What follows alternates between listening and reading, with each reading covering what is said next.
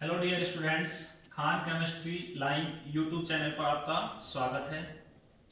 अपन inorganic chemistry के 12th class के chapter D व एफ ब्लॉक के तत्वों के भाग प्रथम संक्रमण श्रेणी के तत्वों के सामान्य गुण में आयनन ऊर्जा या आयनन विभव के बारे में अध्ययन करते हैं। आयनन ऊर्जा या आयनन विभव क्या होती है? माना कोई मेटल है, मेटल सॉलिड स्टेट में होगी और सॉलिड स्टेट से अपन को गैसीय अवस्था में परिवर्तित करनी है, तो उसके लिए एक ऊर्जा दी जाती है जिसको कहा जाता है ऊर्ध्वपातन ऊर्जा। ऊर्ध्वपातन ऊर्जा। तो मेटल सॉलिड स्टेट से मेटल गैसीय अवस्था में परिवर्तित होती है। अब मेटल गैसीय अवस्था से जब परिवर्तित होगी तो इलेक्ट्रॉन नाभिक के द्वारा बाह्यतम कोश में तीव्र आकर्षण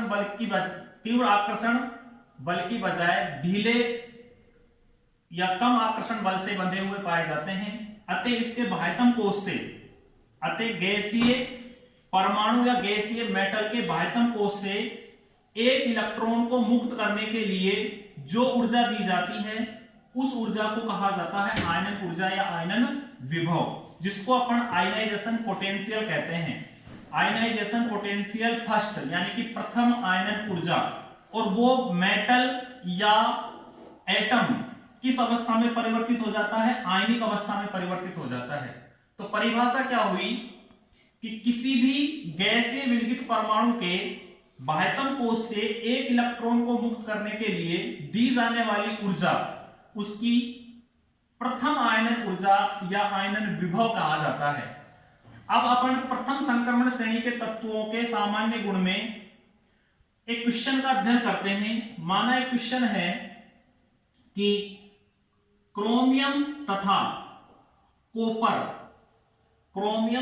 कॉपर की द्वितीयक आयनन ऊर्जा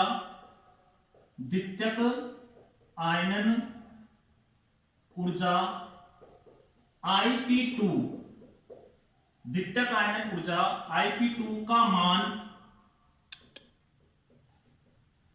प्रथम आयनन ऊर्जा Ip1 से अधिक होता है। क्यों अधिक होता है? क्यों? ये अपना प्रश्न है। स्टार्टिंग में अपन ने बताया कि कोई भी मेटल या एटम है वो सॉलिड अवस्था में पाया जाता है। यदि उसको अपन को गैसीय अवस्था में परिवर्तित करना है, क्योंकि ठोस अवस्था में जो सेंट्रल मेटल एटम का केंद्रीय भाग नाभिक है, जो मेटल का केंद्रीय भाग नाभिक है, उसके बाह्यतम कोश में इलेक्ट्रॉन प्रबल आकर्षण बल से बंधे हुए पाए जाते हैं।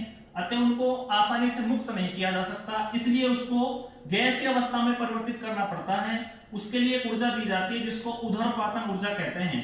और ऊर्ध्वपातन ऊर्जा से जो मेटल होगा वो गैसीय अवस्था में परिवर्तित होगा, और गैसीय अवस्था से जब एक इलेक्ट्रॉन निकालने के लिए जो ऊर्जा दी जाती है जिसको अपन कहते हैं प्रथम आयनन ऊर्जा, तो उस मेटल पर आयनिक अवस्था आ जाती है, और आयनिक अवस्था आने से उसके आकार में क्या होती है? कमी। तो उसके आधार पर अपन एक क्वेश्चन का अध्ययन करते हैं कि क्रोमियम तथा कॉपर की द्वितीयक आयनन ऊर्जा Ip2 का मान प्रथम आयनन ऊर्जा Ip1 से अधिक होता है। क्यों? तो ये चीज आपको अच्छी तरह से क्लियर हो गई होगी। आयनन ऊर्जा की डेफिनेशन क्या हुई, आयनन ऊर्जा कहते किसे हैं, या आयनन ऊर्जा के बारे में आपको पता चल गया होगा। Ip1 क्या हो गई? प्रथम आयनन ऊर्जा। Ip2 क्या हो गई? द्वितीयक आयनन ऊर्जा। अब इस क्वेश्चन के अध्ययन के लिए अपन क्रोमियम तथा कॉपर के आद्य अवस्था या निम्नतम अवस्था या उत्तेजित अवस्था के इलेक्ट्रॉनिक विन्यास को की चर्चा करते हैं। तो इसको आप नोट डाउन भी कर सकते हो।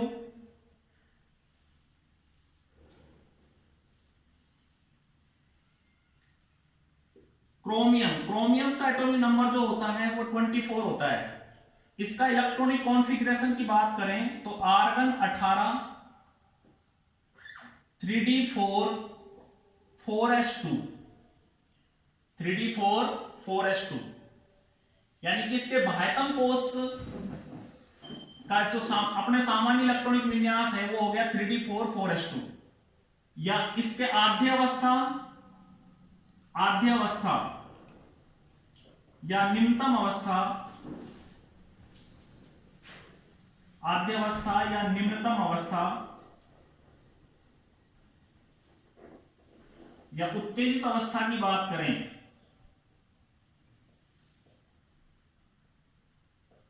उत्तेजित अवस्था बात करें तो उस स्थिति में क्रोमियम के द्वारा उत्तेजित अवस्था या निम्नतम अवस्था